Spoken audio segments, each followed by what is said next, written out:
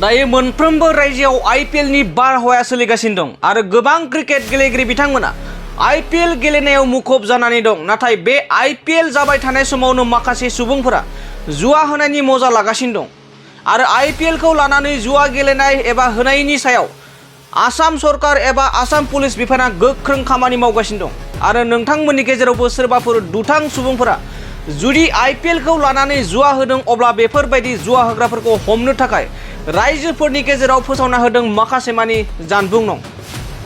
मानोना गोबां ओनसोलाव आईपीएल खौ लानानै रां खामायनायनि गोरलै लामा नागिरनानै जुवा होगासिनो दं आरो बेफोरबायदि आईपीएल नि सायाव जुवा होगिरि आरो गेलेगिरिफोरनि सायाव पुलिस बिफाना गोख्रों जानानै ओंखारबोदों आरो जुदि नोंथांमोननि ओनसोलावबो आईपीएल नि जुवा होदों अब्लानिया 6026900672 6026900673 आरो 6026903346 आव स्रोदै फोरमायहरनो हागोन आरो जायफोर स्रोदै पुलिस बिफाननो खौरां हरगोन बिथांखौ आन्दोआवनो दोननाय जागोन। नोंथांनि मुङा जेरावबो फैनाय नङा।